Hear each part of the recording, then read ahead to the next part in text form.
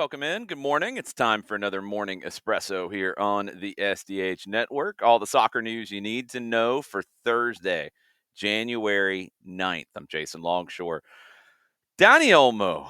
Oh, boy. We've talked about him a lot. We've talked about Barcelona a lot. We've talked about Paul Victor a lot. Well, in a little bit of a shock, the Spanish government has stepped in and allowed Olmo and Pau Victor to be able to play while a legal battle is contested between Barcelona, between La Liga, and between the Spanish FA. Now, we've went through all of the details of all of this. Barcelona had to prove that they had the revenues in to up their spending limit. That was not received by La Liga until after the deadline, which was the end of the calendar year. So the players were unregistered. They can't be registered again by the same club in the same season. That's part of the rules. This has been enforced in the past. These are things that there are precedents for. The Spanish government has stepped in while this is being contested to allow Olmo and Pau Victor to be registered.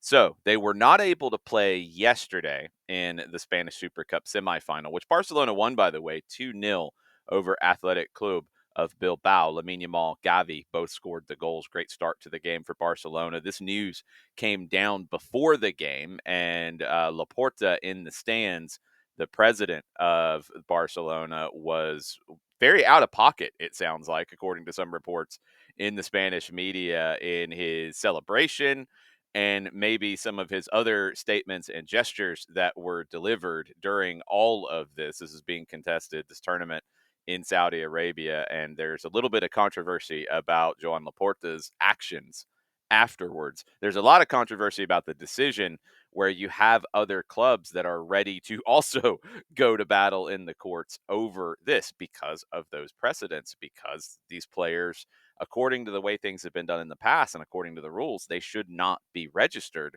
because Barcelona didn't get everything done in the correct way.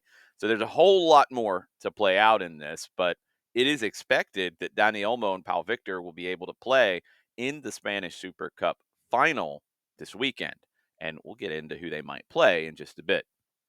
Another cup semifinal yesterday. Tottenham beat Liverpool in the first leg of the Carabao Cup semifinal. And this one had some controversy in it as well. 1-0 win for Spurs. Lucas Bergvall scored the goal that won the game.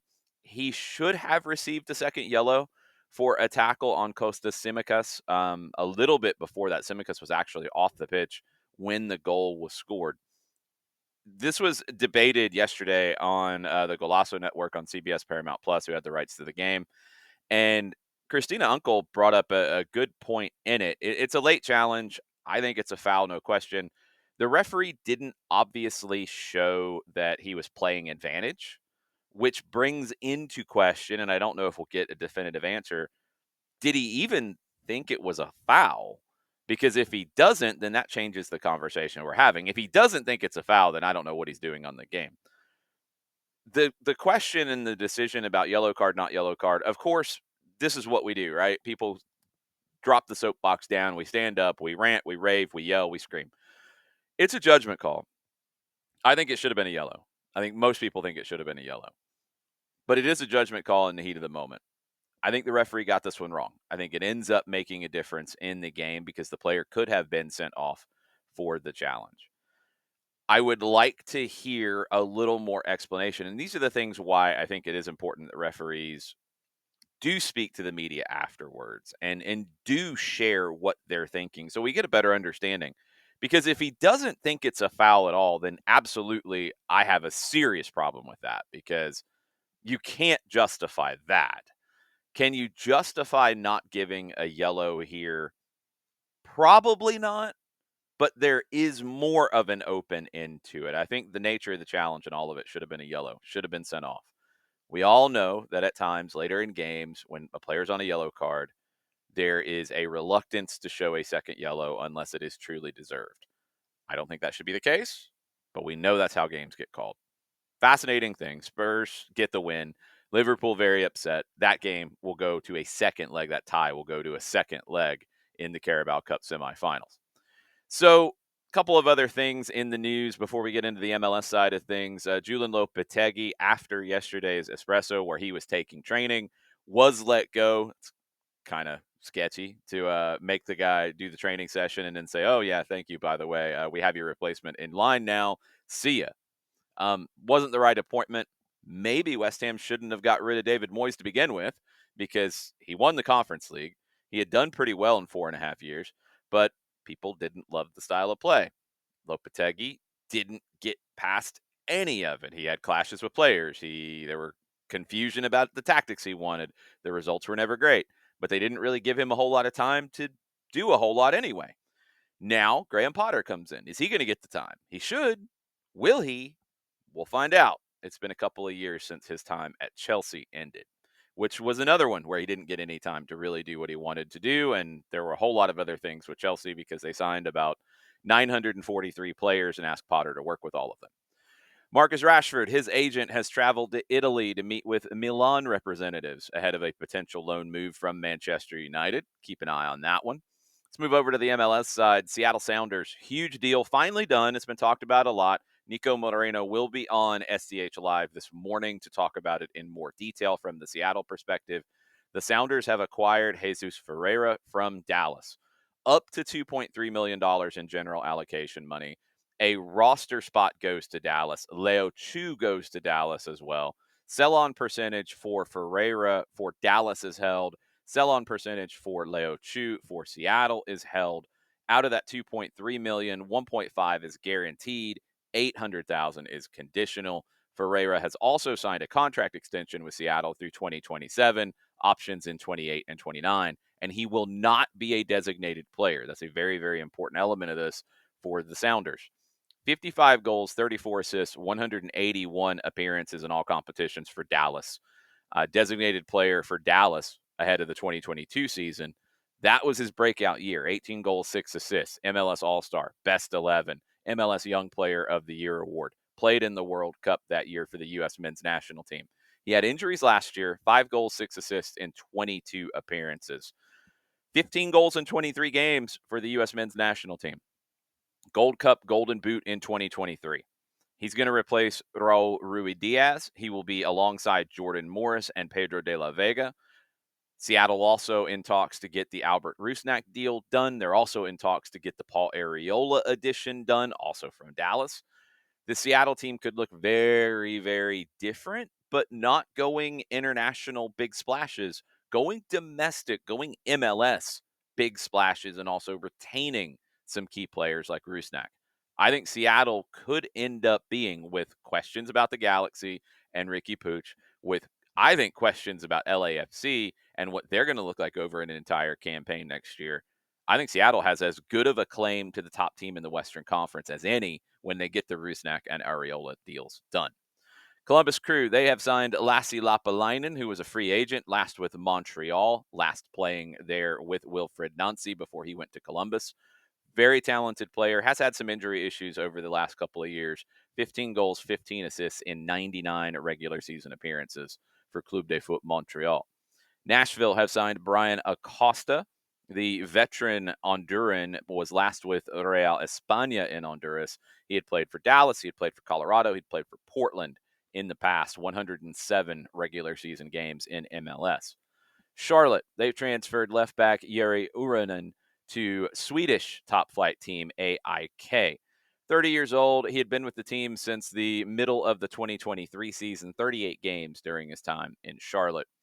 Keep an eye on this one. New England have signed Ugandan international midfielder Alan Oyerwath. We'll get proper pronunciation as we go. That was announced yesterday. He's 17 years old. The contract will go into effect when he turns 18, which is on January 23rd. Runs through the 2028 season, option for 29.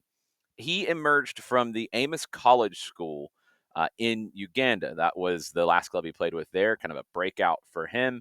That earned him an opportunity to go to Brookhouse College and Academy in Leicester, England. Continued his development over the next 6 months. It's a program linked to several Premier League clubs. He's been capped twice at the senior level by Uganda and assist in his international debut, a 1-0 win over Somalia in World Cup qualifying in November. Could be a very interesting young player for the New England Revolution. PSV in the Netherlands, they have offered Richie Ledesma and Ricardo Pepi new contracts, according to reports in the Netherlands. Ledesma has interest from Club America. PSV say they don't want to transfer him, and they want to renew his contract, which expires at the end of the season. Pepe under contract through 2028. PSV wants to extend that to 2030, and he's reacted positively to negotiate an extended deal. He is the current top scorer in the Dutch First Division with 10 goals in 15 games. James Rodriguez, we talked about, he is one of the very interesting names that is available on a free transfer right now. Club America, who is linked to pretty much everybody everywhere, they're interested. But now Leon is interested in Liga MX. That would be a fascinating signing. James Rodriguez to Leon. Have not heard of any concrete MLS interest yet. Today, some games to watch. Spanish Supercopa. We talked about the semifinal with Barcelona winning yesterday. It's Real Madrid and Mallorca today. Mallorca held Real Madrid to a 1-1 draw when they met on the opening weekend of the season, but Madrid unbeaten in their last 5 in all competitions. FA Cup third round gets started today. Sheffield United hosting Cardiff. Sheffield United have progressed from their last 6 FA Cup third round ties against teams from the same level. Everton and Peterborough is very interesting because Ashley Young, former England international, plays for Everton. His 18-year-old son, Tyler, plays for Peterborough, and they could face one another here. Also, Everton have progressed from 14 of their last 15 FA Cup ties against lower league opposition. Also, Sean Dyche's future is in question at Everton. A loss here would probably end his time with the Toffees. Fulham also hosting Watford. Fulham unbeaten in their last 5. Watford 4 losses in their last 4. Fulham going to be favored by just a little bit. John Nelson will talk about all of that and more on SDH Live starting at 9:05 this morning. You can watch on YouTube. You can watch on X. You can watch on Facebook. You can watch on Twitch. Nico Moreno will join at 10:30 Eastern Time. Nino Torres of Goal TV will join at 10 Eastern Time.